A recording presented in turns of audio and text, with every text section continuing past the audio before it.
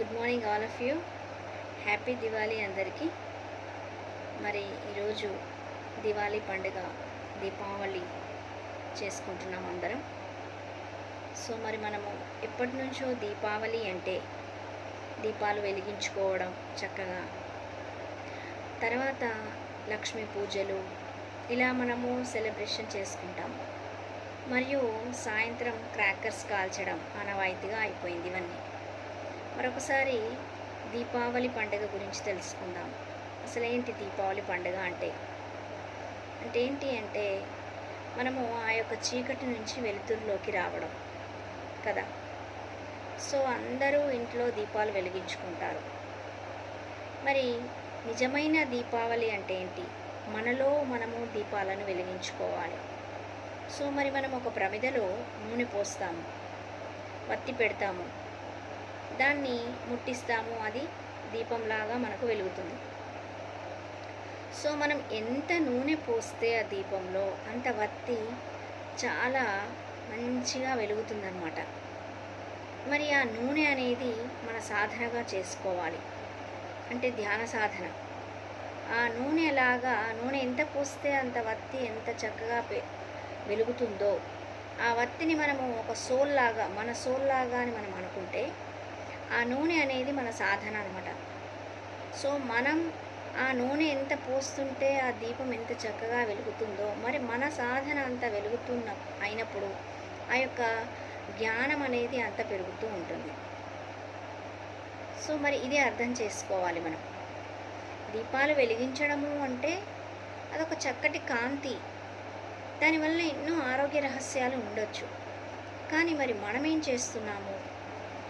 మనము ఎలా వెలగాలి, మనం ఎలా సాధన చేయాలి, ఎలా సాధన చేసి మనలో ఉన్న ఇగ్నోరెన్స్ని మనము తీసేయాలి.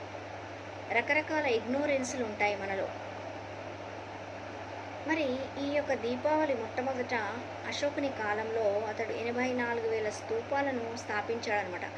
దాని మీద బుద్ధుని యొక్క బోధనలన్నీ అతను చెక్కిపించాడు. అదొక 3 సంవత్సరాలు పట్టింది. ఆ తర్వాత అన్ని స్తూపాల మీద దీపాలను పెట్టడం జరిగిందనమాట. అప్పటి నుంచి దీపావళి అనేది మనం జరుపుకుంటున్నాం. కానీ తర్వాత ఆనవాయితీగా అదేం జరిగిందంటే క్రాకర్స్ కాల్చడం. మరి మనకు తెలుసు క్రాకర్స్ కాల్చడం వలన ఎంత పొల్యూషన్ అనేది మనం అనుభవిస్తున్నాము.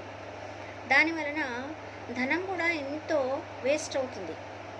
మరి అన్నీ తెలిసి కూడా మనము ఖచ్చితంగా దీపావళి అనగానే మనము క్రాకర్స్ కాల్చాలి, పిల్లలకు అదే విధంగా నేర్పడము.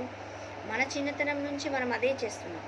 మరి ఒకసారి మనకు జ్ఞానం అందిన తర్వాత మరి పొల్యూషన్ని నేను ఒక్కదాన్ని తగ్గిస్తే అయిపోతుందా, ఒకరిమే తగ్గిస్తే అయిపోతుందా, అందరూ చూడాలంటే ఇలా అందరూ అనుకున్నప్పుడు ఈ ఒక్కొక్కరు కలిసి అందరూ అవుతారు కదా. మరి అలా మనము అనుకోవాలి. మరి ఫ్రెండ్స్, తప్పకుండా మరి దీపావళి రోజు దీపాలను వెలిగించుకోవాలి. మన ధ్యాన సాధన చేస్తూ మనలో ఉన్న ఇగ్నోరెన్స్ని తీసేసి మన యొక్క నాలెడ్జ్ని అన్ని విషయాల్లో పెంపొందించుకోవాలి.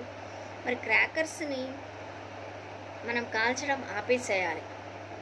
ఎంత పొల్యూషన్ వస్తుంది, ఎంత ఎండ వేడిమి పెరుగుతుంది, దానికి మన ప్రత్యామ్నాయాలు ఏమీ చేయలేకపోతున్నాము. అయినా ఇంకా పెంచడం అనేది చాలా కష్టం. మరి ఇదే క్రాకర్స్ కాల్చిన వాళ్ళు ఎంత ఎండ కొడుతుంది, ఎండాకాలం ఎంత ఎండ అవుతుంది, మన చిన్నప్పుడు ఇంత లేదు ఇప్పుడు పెరుగుతుంది అని అంటున్నాం. ఒక్కసారి మరి ఆ రూట్లోంచి మనం తీసేయడం మొదలు పెడితే, అందరం ఒకసారి మొదలు పెడితే ఏమవుతుంది? ఇంకా ఒకరిని చూసి ఒకరు ఆ కాల్చడం అనేది తీసేస్తారు.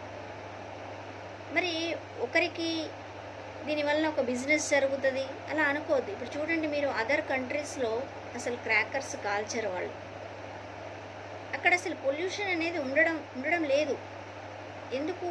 మరి వాళ్ళు చక్కగా వాళ్ళకు తెలిసిపోయింది ఆ జ్ఞానం, వాళ్ళందరూ పాటిస్తారు. మరి మనం ఎందుకు చేయడం లేదు?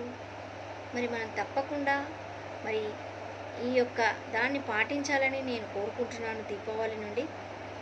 మరి ఇంకొకటి ఏంటంటే ఈ ఇగ్నోరెన్స్, రకరకాల ఇగ్నోరెన్స్లు మనకు ఉంటాయి. చాలామందికి ఈగోస్ ఉంటాయి. ఈగోస్ అనేటివి మనం చూపిస్తూ ఉంటాం. వాళ్ళు ఫోన్ చేస్తేనే నేను ఫోన్ చేయాలి, వాళ్ళు విషెస్ చెప్తేనే నేను విషెస్ చెప్పాలి. అలా రకరకాల ఇగ్నోరెన్స్లు మనలో మొదలవుతూ ఉంటాయన్నమాట. ఇదంతా మన తెలివి తక్కువతనం అన్నమాట. దీన్ని ఏమైతుంది, ఇది పెరుగుతుంది. దీనివల్ల ఏమవుతుందంటే మొట్టమొదట మనకే నష్టం జరుగుతుంది అనమాట. ఒకసారి ఫ్రెండ్స్ గుర్తుంచుకోవాలి. కొందరు చాలామంది ఫ్రెండ్స్ ఏం చేస్తారంటే బాగా డబ్బులున్న వాళ్ళతోటి ఫ్రెండ్షిప్ చేస్తూ ఉంటారు. చాలా బిల్డింగ్స్ కానీ ధనం కానీ ఉన్న వాళ్ళతోటి చేస్తూ ఉంటారు అనమాట. అంటే అంతకుముందున్న ఫ్రెండ్షిప్లు అంతా వదిలేసుకొని డబ్బులున్న వాళ్ళ దాంట్లో పడతారు. ఇదంతా ఇగ్నోరెన్స్ అనమాట. ఒక్కసారి మనం ఈ దివాళీ రోజు చెక్ చేసుకోవాలి. మనలో ఎటువంటి రకాలైన ఇగ్నోరెన్స్ అనేది పెరుగుతుంది, దాన్ని ఎలా మనం తీసేయాలి, ఎలా ఎలిమినేట్ చేయాలి ఈ దీపావళి రోజున అనేది చూసుకోవాలి. ముఖ్యంగా ఈ దీపావళి రోజు మనకి ఇన్ని రోజులు మనం ఇంత చక్కటి లైఫ్ లీడ్ చేస్తున్నందుకు గ్రాటిట్యూడ్ తెలియజేసుకోవాలి. మనలో చేంజెస్ ఏమైనా చేసుకోవాలా అనేది ఒకసారి ఆలోచించుకోవాలి. తర్వాత మనం ఏవైతే నేర్చుకున్నావో అవన్నీ మనం ఆచరించడం మొదలుపెట్టాలి. ఇవన్నీ దివాళీ రోజు మనం చేయాల్సిన పనులు. దీపాలు ముట్టించుకుంటూ మరియు ధ్యాన సాధన చేస్తూ ఇవన్నీ మనం చూసుకోవాలి. ధ్యానం అంటే ఏంటంటే పార్వతి శివుణ్ణి తన సొంతం చేసుకోవడానికి ధ్యానమే చేసింది ఆమె. ఎప్పుడైతే సాధన చేస్తూ ఉంటామో ఆ యొక్క జ్ఞానం అనేది పెరుగుతూ ఉంటుంది. జ్ఞానం పెరిగిన కొద్దీ లక్ష్మి ఆటోమేటిక్గా మన దగ్గరికి వస్తుందన్నమాట. కనుక లక్ష్మి కోసం మనం వెంపర్లాడాల్సిన పని లేదు. ధ్యానం అనేది చేస్తూ ఉంటే ఆ లక్ష్మి మన దగ్గరికే వస్తుంది, జ్ఞానం మన దగ్గరికే వస్తుంది. ఫ్రెండ్స్, మరి ఈ యొక్క దివాళీ పండుగ రోజు దీన్ని మరి గమనించుకొని చక్కటి దీపాలు వెలిగించుకుందాము. మన యొక్క జ్ఞానాన్ని కూడా మనము ఈ చీకటి నుంచి తీసేసి వెలుతురులోకి వెళ్ళాలి, జ్ఞానాన్ని పెంచుకోవాలి. మరి మనము ఫ్రెండ్స్ ఇగ్నోరెన్స్, మనలో ఏ ఇగ్నోరెన్స్లు ఉన్నాయి, దేన్ని మనం పట్టుకొని ఉంటున్నామో వాటిని మనం తీసేయాలి. Okay, thank you so much.